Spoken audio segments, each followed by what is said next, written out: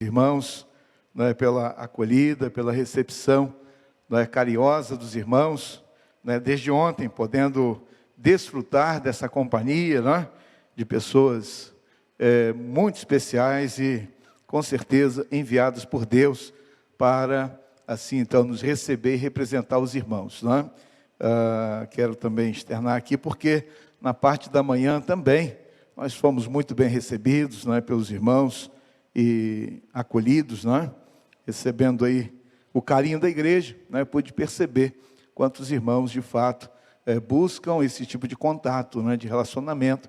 Isso é muito importante, para quem vem, vi vários visitantes que nessa noite, tenho certeza que cada um poderá ir para a sua casa com essa impressão, de ter sido abraçado, de ter sido recebido com carinho por parte dos irmãos. Quero também dizer que quando os irmãos forem a São Fidélis, passarem a São Fidélis, eu sei que São Fidélis fica fora da rota, Quem vai pega a BR-101, quem vai passar por fora, São Fidélis está escondido ali, Mas se você for passar por São Fidélis, precisar, nós estamos ali, A terceira igreja, ela fica no bairro da Ipuca, você tem que atravessar a ponte, fica do outro lado lá, e ali estamos, A terceira igreja, temos carinhosamente denominado que é uma igreja amiga e acolhedora. Então, os irmãos, com certeza, passando lá, serão acolhidos por nós, estaremos ali, se tivermos a oportunidade de ajudar em algum aspecto, poderá então lembrar, pastor Samuel está ali na cidade e tem a terceira igreja, que então é essa igreja amiga e acolhedora. Quero agradecer ao irmão Carlos, também aí pelas palavras e também pela responsabilidade diante da igreja, que Deus o abençoe, também aí na condução desta igreja e toda a liderança, que o Senhor Deus seja com os irmãos. Queridos, nessa noite nós vamos compartilhar a palavra de Deus que está em Efésios capítulo 5, quero então convidar você, por favor, a abrir a sua Bíblia e poderá deixá-la então para acompanhar a leitura de alguns versículos. Nós vamos começar no versículo 1.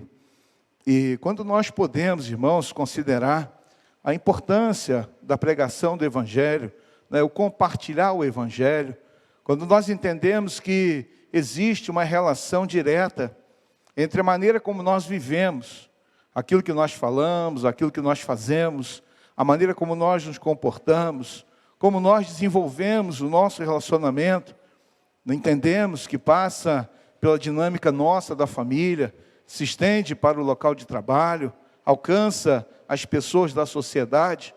Então é muito importante nós entendermos que a mensagem do Evangelho, ela tem o seu impacto que vai além de pronunciar, além de você verbalizar, além de você estar transmitindo uma mensagem, de você estar transmitindo um sermão. Então é muito importante nós entendermos que a pregação do Evangelho, ela passa pela realidade da nossa conduta. Tem sido um tempo difícil para nós, como evangélicos, e nós somos cristãos, cristãos evangélicos, e assim então tem sido um tempo difícil para nós, neste contexto, especialmente quando podemos entender que muitas pessoas ignoram a realidade da sua conduta e a pregação do Evangelho. Existem muitas pessoas que estão, na verdade, fazendo um desfavor para a pregação do Evangelho. Pessoas que estão contribuindo para um prejuízo em relação à mensagem. E é importante para nós, então, estarmos atentos nessa noite, que a conduta cristã e a pregação do Evangelho, elas estão inteiramente interligadas e muito importante para nós e para ouvirmos aquilo que o Senhor tem através da sua palavra. Eu vou ler, os irmãos irão acompanhar a partir do verso 1. Estarei lendo a palavra de Deus até o verso de número 17.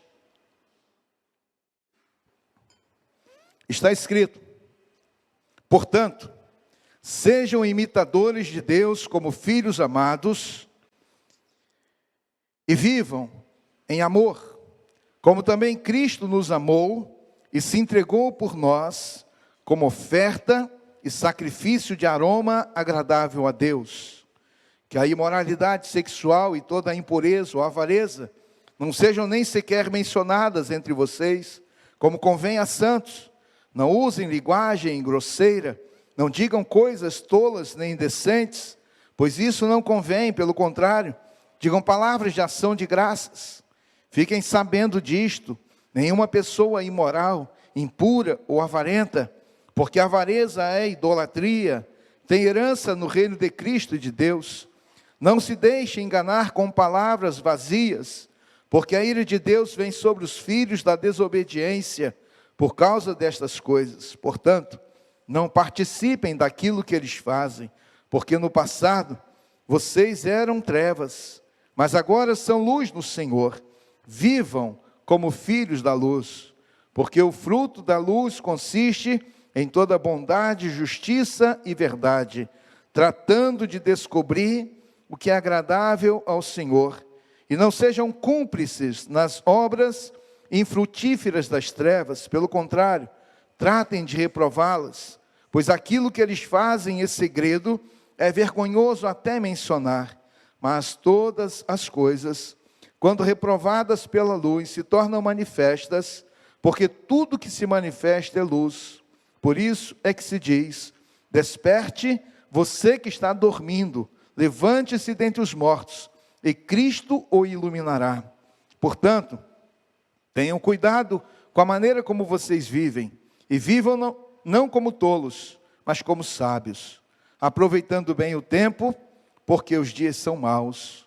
Por esta razão, não sejam insensatos, mas procurem compreender qual é a vontade do Senhor. Amém. Aqui está, meus irmãos, a palavra de Deus para nós, quando podemos considerar algumas lições, algumas verdades desse texto. E é importante, quando nós vamos vendo de maneira gradativa, o apóstolo Paulo, ele transmite ensinamentos que são práticos. Do capítulo 1 até o capítulo 3, o apóstolo Paulo apresenta uma fundamentação teológica. Ele fala a respeito da pessoa de Cristo. E é importante percebermos que do capítulo 4 em diante, o que nós vamos encontrar são orientações práticas para a dinâmica da igreja. A igreja de Éfeso, inserida numa sociedade, num contexto difícil, não é? Pela questão do paganismo, pela questão da imoralidade, pela realidade em que aquelas pessoas, na verdade, elas estavam em busca e recebiam todo tipo de entretenimento que era possível naquele momento. E assim, então, a igreja está inserida naquela realidade. Era necessário romper com a idolatria, romper com a imoralidade, romper com a devassidão, romper com uma realidade completamente de perdição eterna. E nesse contexto, a igreja, ela está ali para anunciar a palavra de Deus, proclamar a verdade do Evangelho, chamar as pessoas para que saíssem da mentira, saíssem da ilusão. Não é? Então, quantos ensinamentos equivocados aquelas pessoas estavam recebendo. Havia milhares de deuses, de ídolos que eram adorados ali. Havia o grande templo da Diana, deusa dos Efésios. As pessoas estavam ali e buscavam aquela cidade. Então havia muitos motivos para que eles ali estivessem. Mas a igreja do Senhor estava ali também. E o apóstolo Paulo, então, ele apresenta diversas recomendações. E quando nós podemos, antes de tratarmos do texto de maneira mais específica, eu gostaria de compartilhar algumas questões ou considerações. Simon Kistemaker, ele é um comentarista bíblico, e ele diz: os cristãos estão vivendo numa vitrine, estão à amostra, sua conduta, obras e palavras são constantemente avaliadas pelos não cristãos, que querem ver se os cristãos vivem aquilo que professam. Então, irmãos, quando nós vemos aqui essa realidade, sabe que também que ele vai deixar muito claro, não é? Nós, como igreja do Senhor Jesus, estamos, você pode imaginar, você numa vitrine, as pessoas estão olhando para a sua vida, as pessoas estão olhando para quem você é, aquilo que você fala, faz, aquilo como você desenvolve a sua caminhada, a responsabilidade que pesa sobre nós como igreja.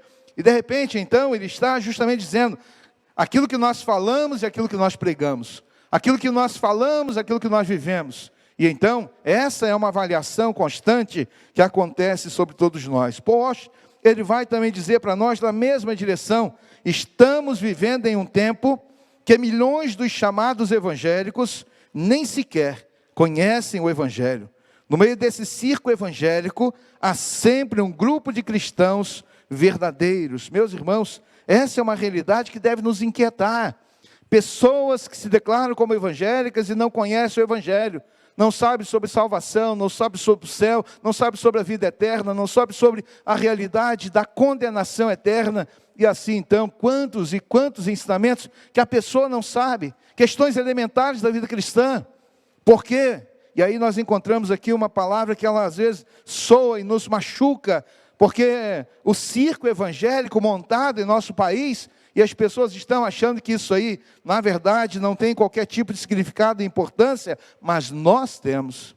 Nós que zelamos pela palavra de Deus, nós que zelamos pela pregação do Evangelho, nós que entendemos que o ser humano precisa receber a mensagem do Evangelho de forma genuína, para que tenha de fato uma convicção, certeza da sua salvação, certeza da sua vida eterna, certeza da sua vida com Deus. E então, é um desafio muito grande para nós.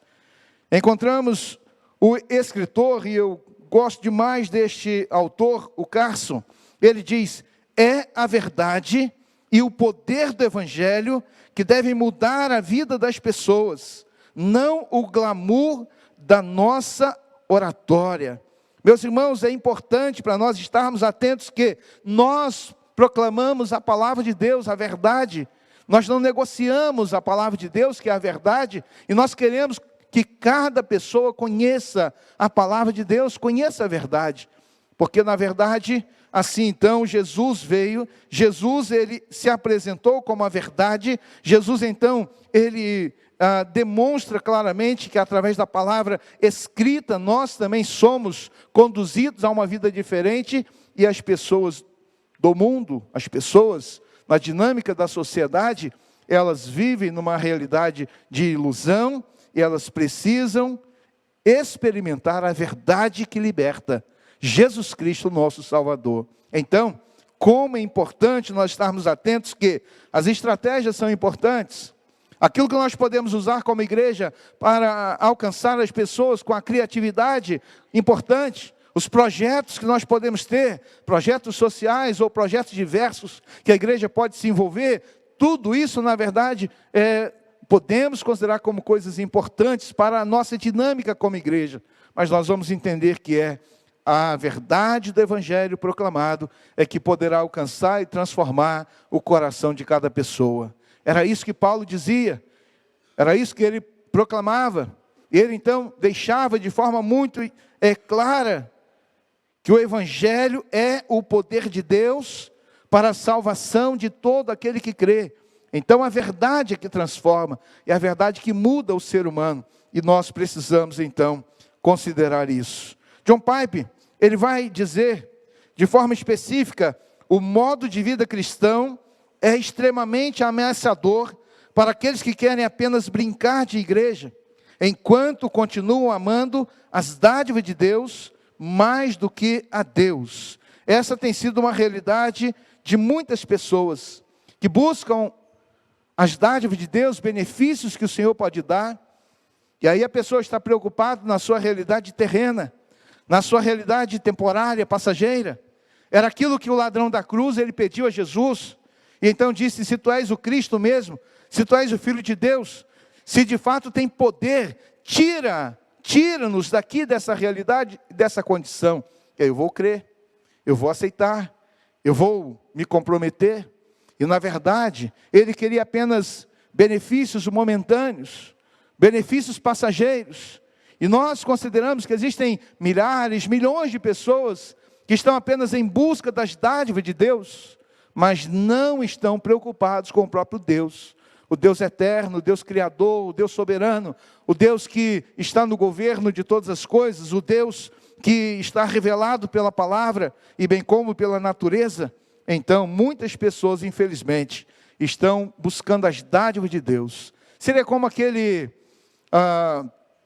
gênio da lâmpada, e a pessoa, na hora que está precisando, corre para Deus, e aí dá aquela esfregadinha lá, e aí o gênio da lâmpada vai aparecer para resolver o problema imediato, e a pessoa só lembra de buscar o Senhor quando está precisando, quando está passando por um momento difícil, adverso, uma calamidade, uma tempestade, uma tragédia, uma situação em que ela não consegue dar conta, e ela corre na direção de Deus, ela busca o Senhor, mas passado aquele momento, ela o coloca de novo, e então o prende naquela lâmpada e diz: olha, fica quietinho aí, porque eu vou seguir a minha vida.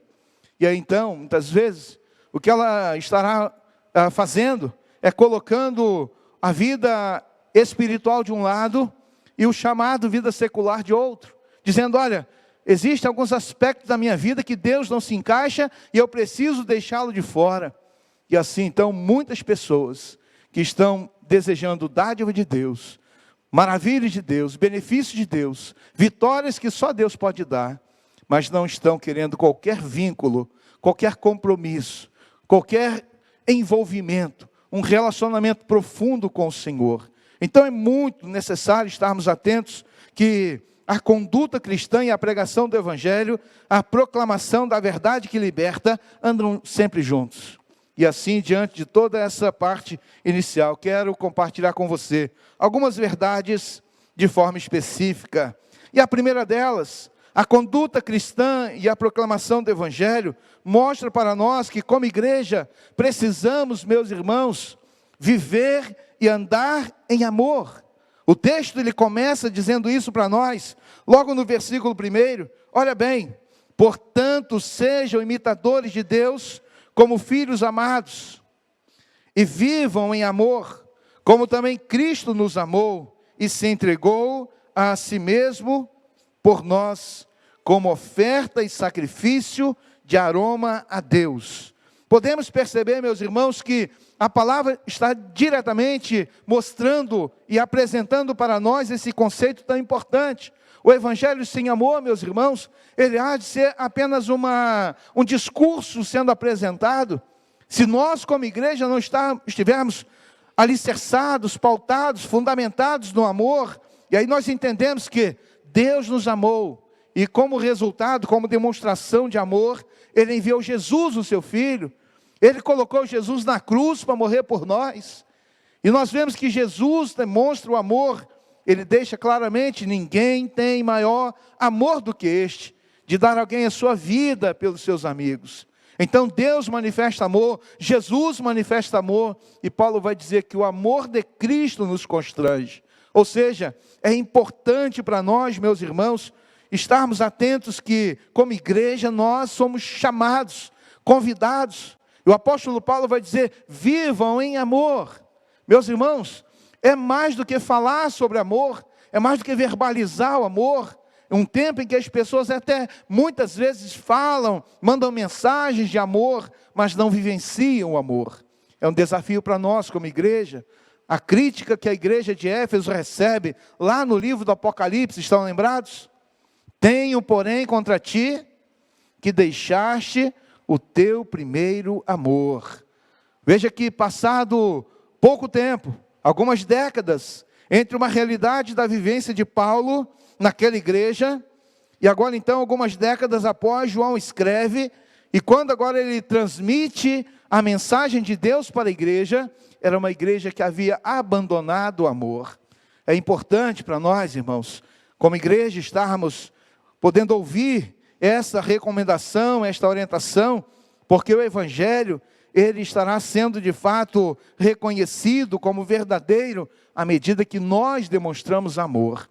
E não é amar quem nós gostamos, não é amar quem nós nos identificamos, não é amar quem nós achamos que faz parte de uma norma social, que nós então reconhecemos como boa, mas a palavra de Deus e o exemplo do nosso Senhor Jesus é que o amor manifesto na proclamação do Evangelho alcança todas as pessoas, porque o nosso Deus não faz acepção, porque a mensagem do Evangelho ela é dirigida a todas as pessoas, porque nós encontramos uma mensagem inclusiva.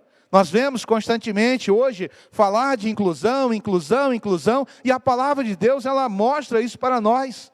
Como é importante nós percebermos que a demonstração do amor de Deus engloba, inclui todas as pessoas, porque Deus amou o mundo de tal maneira que deu o seu Filho unigênito, para que todo aquele que nele crê não pereça, mas tenha vida eterna. Veja como que alcança todas as pessoas, em que não faz acepção. Encontramos já no Antigo Testamento, e as pessoas acham que essa inclusão, ou essa realidade faz parte do Novo Testamento. E aí você lê o Salmo 100, e a palavra de Deus tem um convite: celebrai com júbilo ao Senhor todos os moradores da terra. Veja como que o Senhor tinha um plano para alcançar todas as pessoas. Quando você lê Gênesis capítulo 12, o chamado de Abraão, você vai encontrar ali, mais uma vez, uma referência. Deus chama Abraão para sair da sua terra, deixar a sua parentela, ir para uma terra que ele haveria de mostrar. E o que acontece? Deus diz assim: em ti serão benditas todas as famílias da terra. Percebe como que é importante para nós? O amor de Deus alcança todas as pessoas, e como igreja somos chamados para viver em amor. E isso então se estabelece através da nossa fala, das nossas ações, atitude, comportamento, tudo que diz respeito à dinâmica da nossa vida. Mas uma segunda lição que podemos aprender: a conduta cristã e a proclamação do Evangelho. Como igreja, meus irmãos, precisamos andar em santidade. Nós somos santos, nós somos separados, nós fomos chamados pelo Senhor para mostrarmos a diferença da nossa vida numa sociedade completamente aversa. Uma sociedade que não quer se envolver com o Senhor, uma sociedade que ignora a palavra de Deus, uma sociedade que ridiculariza o Senhor, assim então mostra uma indiferença para com a própria igreja do Senhor Jesus, escárnio, zombaria, humilhação. Mas nós somos chamados para andar em santidade. Olha na sua Bíblia, a palavra de Deus então mostra para nós, no capítulo 4, e aqui então no versículo 17 e 18, portanto, digo isto, e testifico no Senhor, para que não mais andeis como andam os gentios, na vaidade da sua mente, entenebrecidos no entendimento, separados da vida de Deus, pela ignorância que há neles, pela dureza do seu coração. Nós temos então o começo desse versículo dizendo para nós que nós não podemos andar como andam os gentios. Não mais andeis como andam os gentios. E ele apresenta uma sequência de ações em que os gentios andam. Pessoas incrédulas, pessoas que não vivem com o Senhor, que não querem o Senhor. E nós somos chamados para andar em santidade. Meus irmãos, muitas vezes se fala de santidade na igreja, mas é importante nós entendermos que o fato de nós sermos santos ou andarmos em santidade é que nós pertencemos ao Senhor. A declaração, a palavra, a importância de ser santo para a palavra de Deus é que nós somos separados, nós somos consagrados, nós pertencemos ao Senhor. Nós somos a nação santa, nós somos esse povo de Deus diferente, povo especial. E então, como igreja, nós somos chamados para isso, para poder vivermos, para nós andarmos nesta realidade de santidade. E é muito importante, irmãos, que passa por uma realidade de escolha, de decisão, tomada de decisão no dia a dia.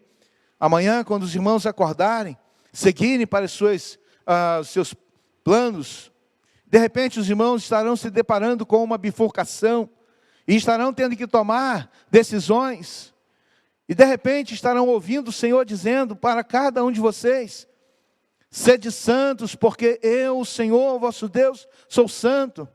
Sede santo em todo o vosso procedimento, em toda a vossa maneira de viver. Então nós somos chamados para esse andar, para essa caminhada, e aquela igreja naquele contexto, um contexto hostil, mas era uma igreja chamada para andar em santidade. Uma terceira lição que podemos encontrar no texto, do capítulo 5, no verso 8, é que como igreja precisamos andar na luz. Olha aí na sua Bíblia, você pode então acompanhar: porque no passado vocês eram trevas, mas agora são luz no Senhor. Vivam como filhos da luz. Porque o fruto da luz consiste em toda bondade, justiça e verdade. Meus irmãos, aqui está escrito: andai como filhos da luz. Nós podemos entender, e a palavra de Deus descreve, que quem não vive com o Senhor está em trevas. Quem não vive para agradar o Senhor, caminha numa realidade de trevas, de escuridão.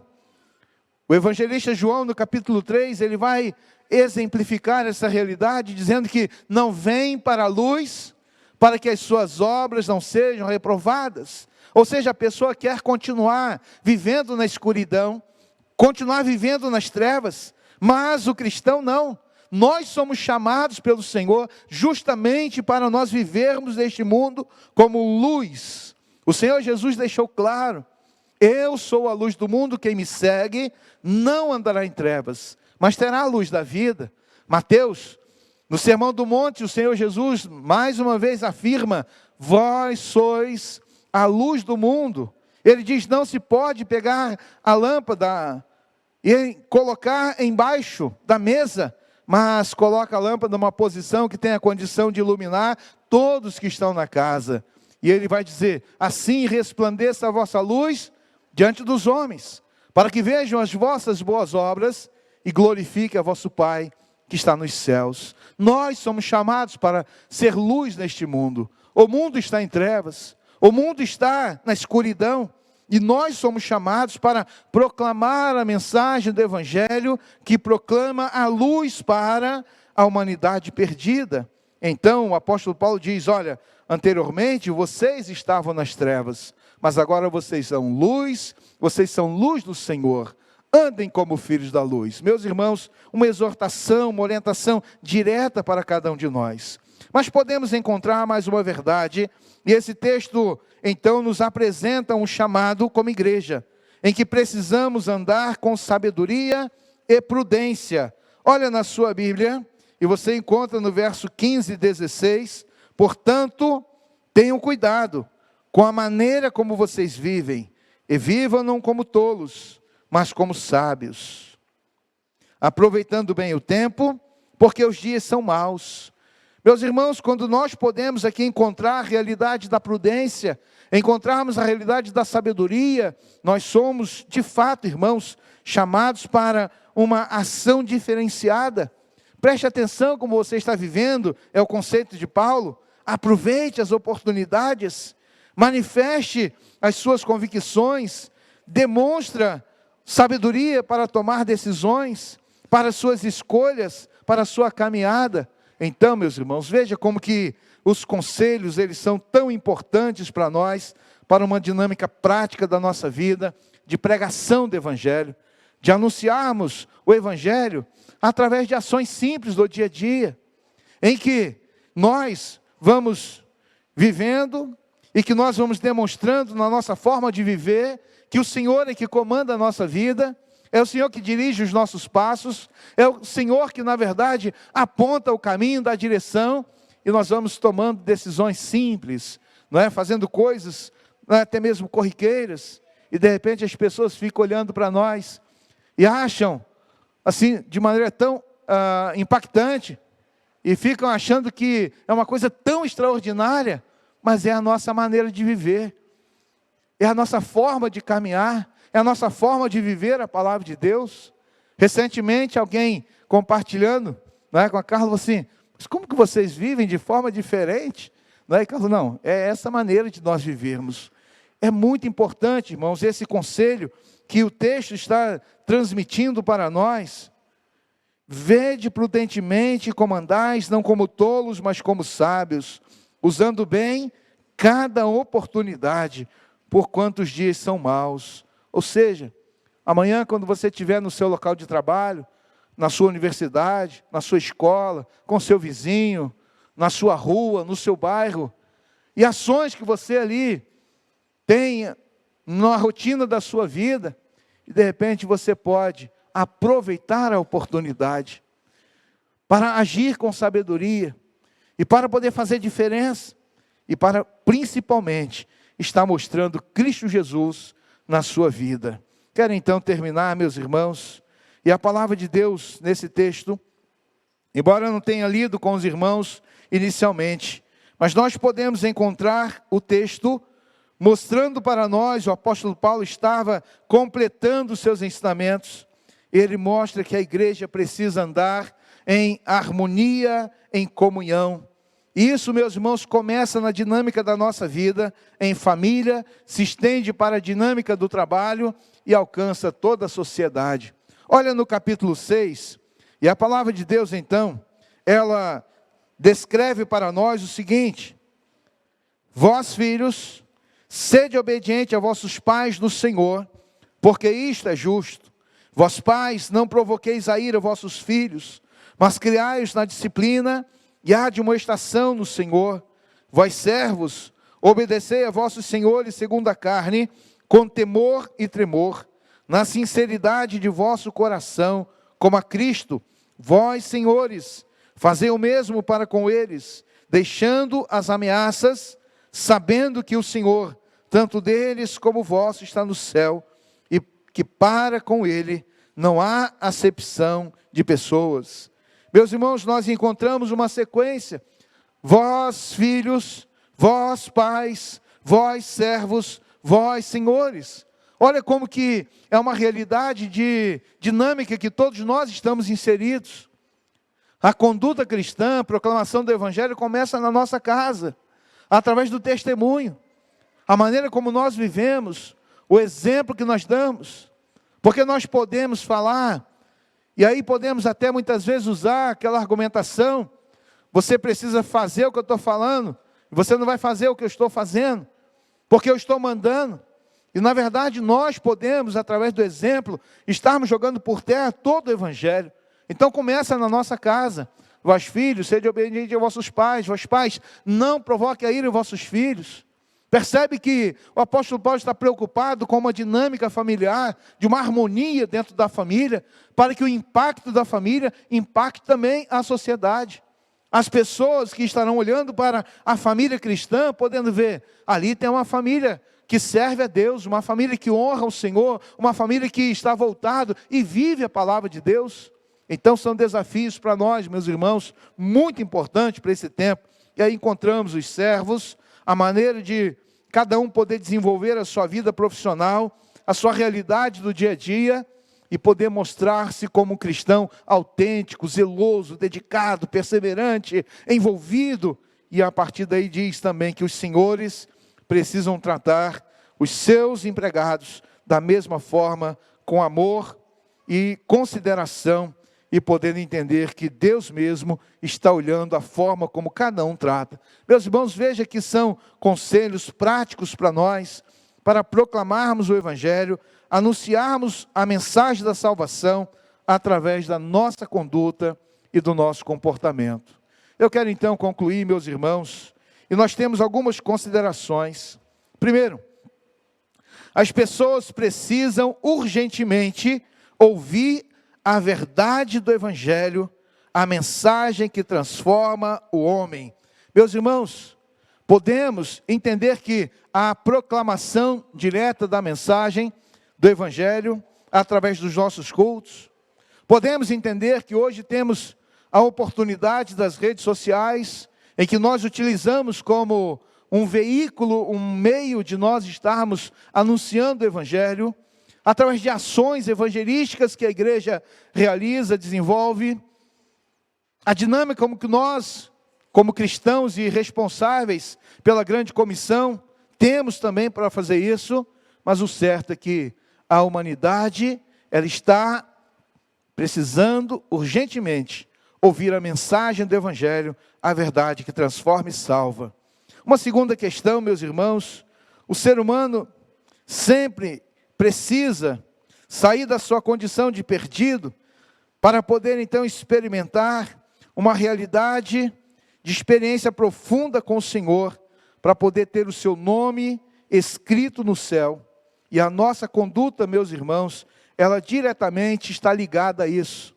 Como nós vivemos como cidadão dos céus, aquilo que nós fazemos, e que nós podemos auxiliar pessoas a desejarem andar da mesma forma que nós.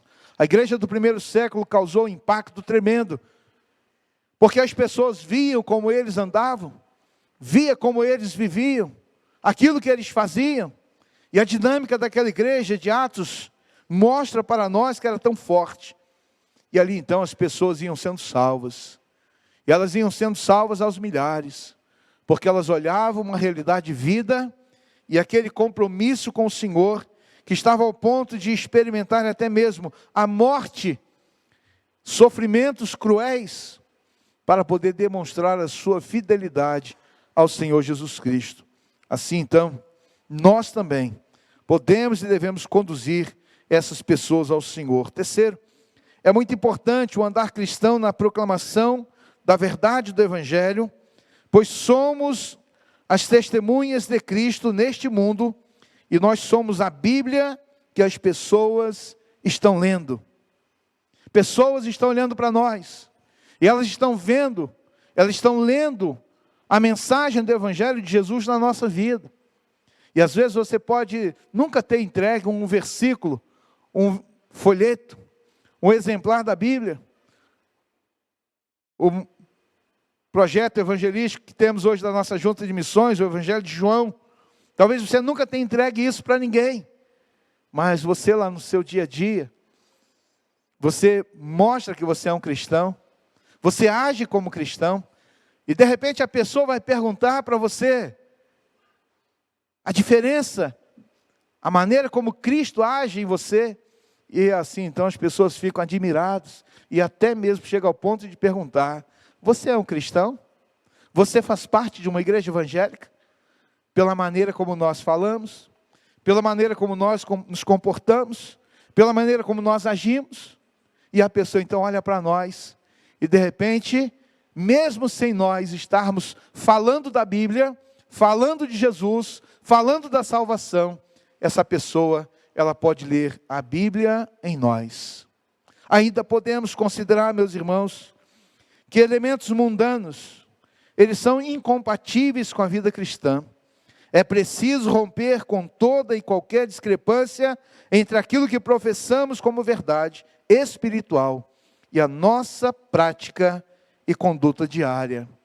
Temos que romper, irmãos, com essa distância, se é e porventura ela exista. Nós estamos com uma realidade doutrinária, teológica, bíblica, muito bem definida, mas ao mesmo tempo isso não fazer parte da dinâmica da nossa vida. Então nós temos que romper, temos que, na verdade, fazer com que isso não exista. Existe um desafio, irmãos, muito grande para nós. Alguém disse que nós temos 3 imagens. E essas 3 imagens nós temos que lutar, nos esforçar, para que elas estejam se unindo. Nós temos a imagem que nós conhecemos. Quando você olha no espelho, você diz: sou eu, Samuel, que pensa isso, faz isso, age dessa forma. E aí nós vamos vendo virtudes e defeitos. Momentos que nós somos ruins, momentos que nós somos maus, momentos que nós agimos de forma equivocada, rebelde. Aí nós olhamos no espelho, nos conhecemos, sabemos quem nós somos. Existe aquela outra imagem que as pessoas sabem quem nós somos. Ah, casado, pai do fulano, mora naquela casa, faz isso. Então existe uma imagem que as pessoas, elas têm de cada um de nós. E existe aquela que é a imagem verdadeira de Deus, que olha para nós e sabe quem nós somos, conhece a nossa vida na intimidade, no mais profundo do nosso ser. E o desafio é nós unirmos a imagem que temos do espelho sozinhos, a imagem que as pessoas têm de cada um de nós, e a imagem de Deus, como Deus olha para cada um de nós.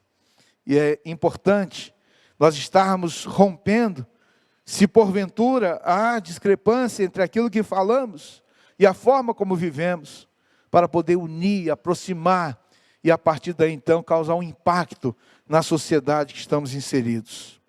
Mas por último, meus irmãos, nós somos convidados para proclamar o Evangelho a este mundo, a partir das nossas escolhas, a partir da nossa dinâmica de vida, que mostra e demonstra a nossa obediência ao Senhor, em que nós aceitamos as exigências de Deus, nós aceitamos aquilo que o Senhor espera e requer de cada um de nós, e aplicamos as exigências do Senhor à nossa vida.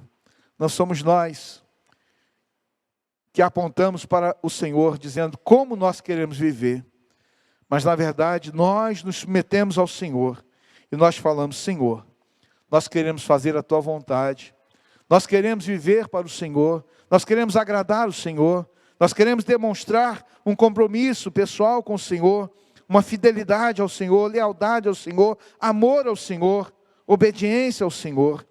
Então, irmãos, é um desafio muito grande.